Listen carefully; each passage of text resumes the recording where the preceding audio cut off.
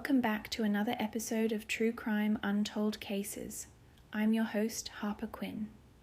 Tonight we travel to Tokyo, Japan, where on a cold December night in 2000, the peaceful Setagaya ward became the scene of one of the country's most baffling criminal cases. The Miyazawa family, a father, mother, and 2 young children, were brutally murdered in their home. But what makes this case truly chilling isn't just the horrific crime itself, it's what the killer did afterward. They stayed in the house for hours, eating ice cream, using the computer, and leaving behind a treasure trove of evidence that, even today, has led nowhere. Join me as we unravel the mysterious case of the Setagaya family murders, where the abundance of evidence only deepens the mystery. In the quiet hours before dawn on December 30th, 2000, the Setagaya ward of Tokyo would become the scene of one of Japan's most perplexing and disturbing unsolved crimes. The Miyazawa family home, nestled in this peaceful residential neighborhood, would transform from a place of warmth and celebration into a house of horrors, leaving investigators with a wealth of evidence but no answers, even decades later. Mikio Miyazawa, age 44, lived in the 2-story house with his wife Yasuko, age 41, their daughter Nina, age 8, and their son Rei, age 6. The family was well regarded in the community, with Mikio working at a manufacturing company and Yasuko serving as a part-time teacher. By all accounts, they were living the typical life of a middle-class Japanese family, preparing for the New Year celebrations that were just days away. The last confirmed sighting of the family alive was around 10:30 p.m. on December 30th. Mikio had been sending emails from his computer, and young Rei had called his grandmother to thank her for a Christmas present. Nothing seemed out of the ordinary. No one could have predicted the horror that would unfold in the following hours. What makes this case particularly chilling is not just the brutal nature of the crimes, but the killer's bizarre behavior afterward. The perpetrator didn't simply commit the murders and flee. Instead, they made themselves at home in a house where 4 bodies lay cooling. But let's first detail exactly what investigators believe happened that night, based on the extensive evidence left at the scene. According to police reconstruction, the killer entered the house sometime after 11:30 p.m. They accessed the property by climbing up the exterior wall using stepping stones from the garden, then entered through a window on the 2nd floor that had been left slightly open. This window led to a bathroom, which would later provide crucial evidence in the case.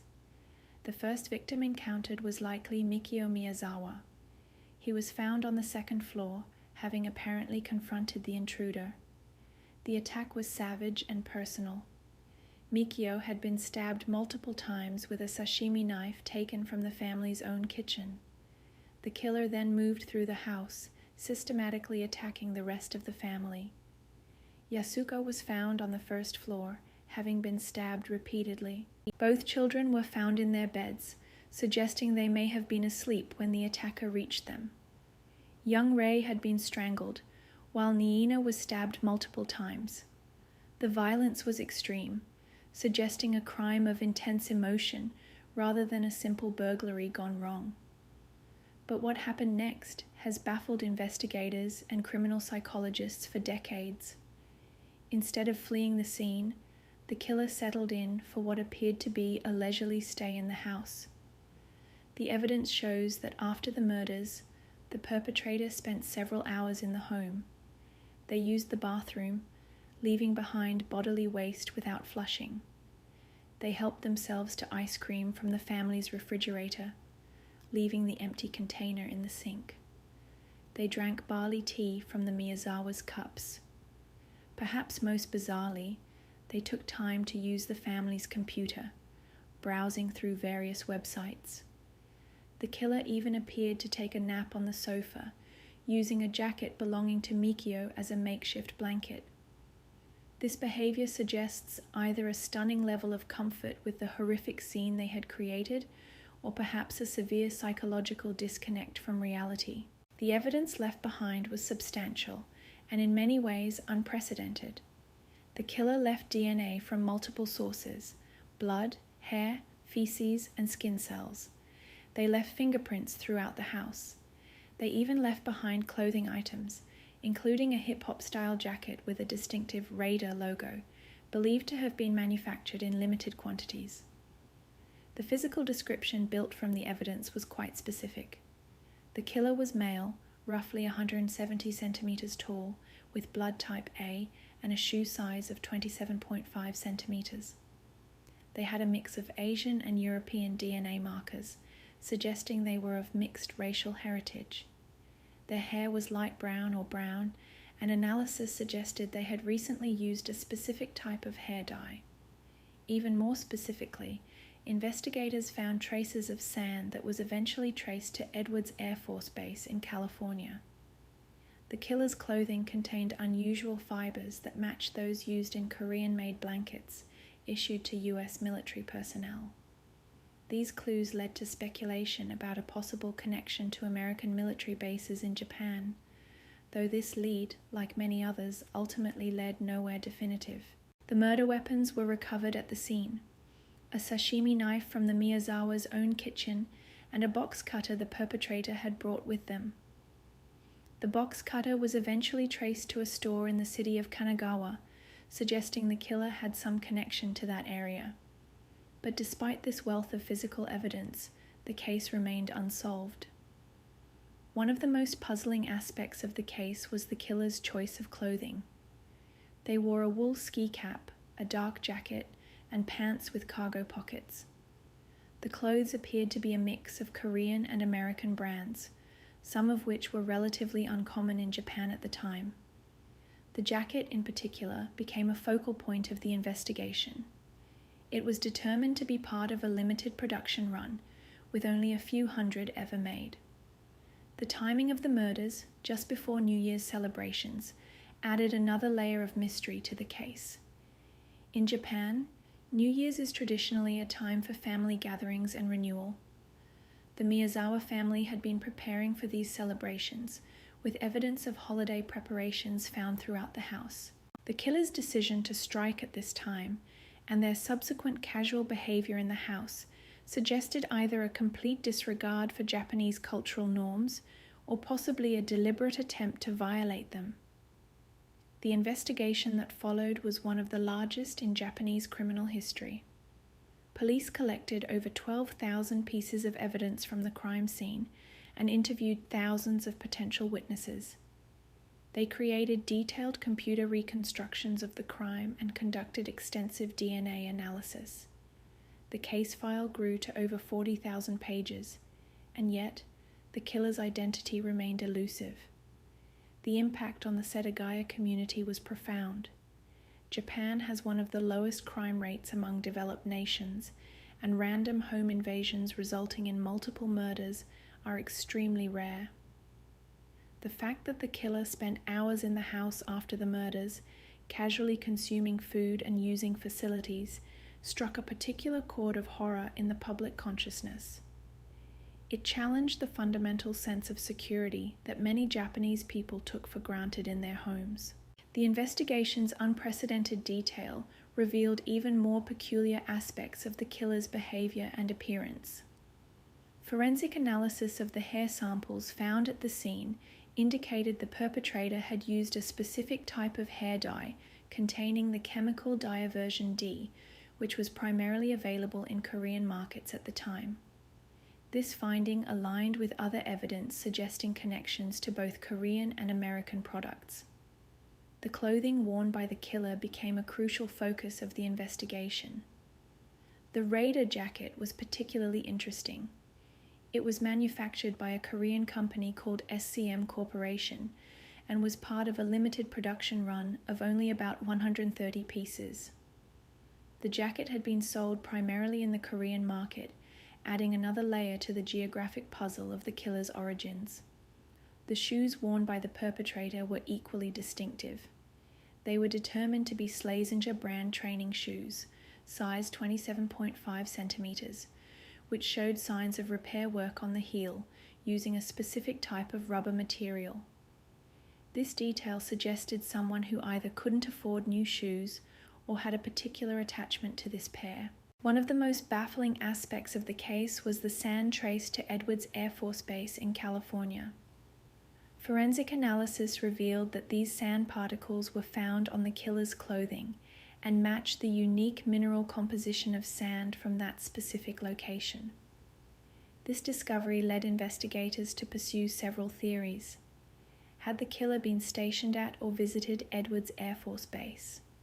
Were they connected to military personnel who had been transferred between bases? The presence of this sand remained an enigmatic clue that seemed to support the theory of a military connection. The computer usage during the killer's stay in the house provided another strange window into their behavior. Log files showed that several websites were accessed between 1:18 a.m. and 2:45 a.m. on December 31st. The killer appeared to browse randomly, showing no particular pattern or purpose. This casual use of the computer, while surrounded by the aftermath of such violence, suggested either a profound psychological disconnection or an almost unimaginable level of callousness. The investigation also revealed that the killer had brought several items with them, including the box cutter that was later traced to a store in Kanagawa Prefecture. They also carried a string bag containing various items, including adhesive tape and plastic bottles. These items suggested some level of preparation, though their intended purpose remains unclear. The forensic evidence painted an increasingly detailed picture of the perpetrator. The DNA analysis indicated that the killer's father was likely of non-Asian descent, possibly European, while their mother was likely of Asian descent. This mixed heritage, combined with the other evidence, led investigators to focus particularly on individuals connected to American military bases in Japan, especially those with ties to Korea. The killer's blood type was determined to be A, and further analysis showed specific genetic markers that should have made identification relatively straightforward if the perpetrator's DNA was ever added to a database. The presence of so much DNA evidence, from blood, hair, and feces, made this case unusual in its wealth of biological evidence. Yet, despite this abundance of genetic material, no match has ever been found in any international database. The investigation extended well beyond Japan's borders. Police coordinated with law enforcement agencies in South Korea and the United States, particularly focusing on military personnel who had been stationed in Japan around the time of the murders. The distinctive clothing items were traced through manufacturers and distributors, hoping to find purchase records that might lead to the killer. These efforts, while extensive, ultimately proved fruitless. The case had a profound impact on Japanese police procedures and forensic capabilities. The Tokyo Metropolitan Police Department established a dedicated task force that continues to investigate the case to this day. They regularly review the evidence using new technological advances in forensic science, hoping that emerging capabilities might reveal previously undetectable clues. The murder weapons themselves told an interesting story. The sashimi knife taken from the Miyazawa's kitchen showed signs of considerable force being used, with the blade becoming slightly bent during the attacks.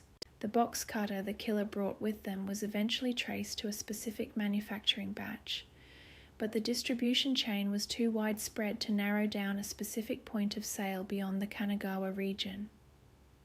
One of the most disturbing aspects of the case was the evidence suggesting the killer's familiarity with the area.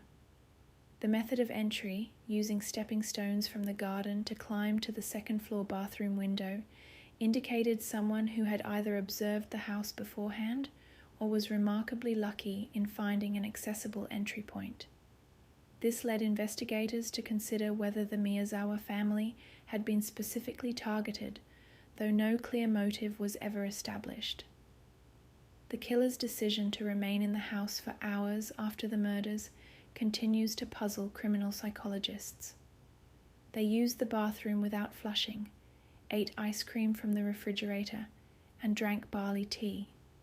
actions that suggest either extreme comfort in the environment or perhaps a complete psychological break from reality. Some experts have suggested that this behavior might indicate someone with military or law enforcement training who had become desensitized to violence, while others argue it points to severe psychological disturbance. The investigation also revealed that the killer had apparently cleaned up to some degree before leaving. They wiped down certain surfaces and appeared to have changed clothes in the house. This level of awareness seemed at odds with their otherwise risky behavior, such as leaving DNA evidence and fingerprints throughout the scene. It suggested someone who was either inexperienced in covering their tracks or simply didn't care about being caught. The passage of time has done little to diminish the intensity of the investigation. Every December, the Tokyo Metropolitan Police Department releases new details or appeals to the public, demonstrating their unwavering commitment to solving this haunting case. The dedicated task force, still operational after more than 2 decades, continues to receive dozens of tips annually, though none have led to a breakthrough. In 2015, investigators revealed additional details about the killer's likely background based on advanced DNA analysis. The genetic evidence suggested that the perpetrator's mother was of East Asian descent, possibly Korean, while the father was most likely European, possibly from a Mediterranean region. This detail helped explain some of the physical characteristics derived from evidence at the scene, including the killer's hair color and facial structure, as determined by DNA phenotyping. The investigation has also benefited from advances in forensic technology. In 2019, using improved DNA analysis techniques, investigators were able to determine that the killer likely suffered from specific skin conditions, including severe dandruff and dermatitis. This information aligned with evidence found at the scene, including skin particles and the particular types of hygiene products the killer left behind. One of the most frustrating aspects of the case has been the sheer volume of promising leads that ultimately led nowhere. The sand from Edwards Air Force Base, for instance, prompted investigators to review thousands of military personnel records. They focused particularly on service members who had been stationed both in California and Japan, especially those with mixed Asian European heritage. Despite this seemingly narrow profile, no suspects were ever conclusively identified. The clothing evidence has been repeatedly re-examined. The Raider jacket, one of only 130 manufactured, seemed like it should have been traceable. Investigators located several of these jackets and their owners, but none connected to viable suspects. The Slazenger shoes, with their distinctive repair work, were also thoroughly investigated. Police visited hundreds of shoe repair shops in the Greater Tokyo area, showing photographs of the specific repair technique used, but again found no leads. The computer activity during the killer's stay in the house has been meticulously analyzed over the years. The websites visited that night included several random pages, but nothing that created a pattern or suggested a specific interest. This random browsing behavior has led some investigators to speculate that the killer might have been trying to mislead police about their true interests or identity. In 2008, investigators made public another intriguing detail. Chemical analysis of the killer's hair suggested they had been living in the Kanto region of Japan for several months before the murders. This conclusion was based on isotope analysis of the hair samples, which can indicate geographical locations based on local water consumption patterns. This finding contradicted earlier theories that the killer might have been a temporary visitor to Japan. The case has had lasting effects on Japanese society and law enforcement. It led to significant improvements in DNA collection and analysis capabilities within Japanese police departments. The case also prompted changes in how Japanese police handle crime scene evidence, with new protocols developed based on lessons learned from this investigation.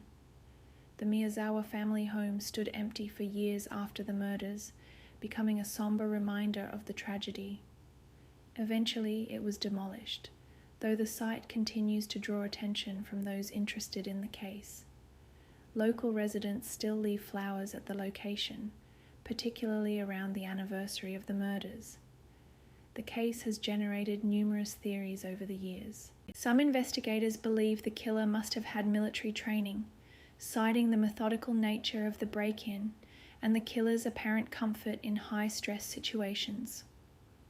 Others point to the disorganized aspects of the crime, the decision to remain in the house, the casual use of facilities, as evidence that the perpetrator might have been experiencing a psychotic episode. The geographic spread of evidence, from Korean clothing to California sand, from Japanese crime scene to possible European ancestry, has made this case particularly challenging. It suggests someone with an unusual international background, yet the killer's apparent familiarity with the local area indicates they weren't simply passing through.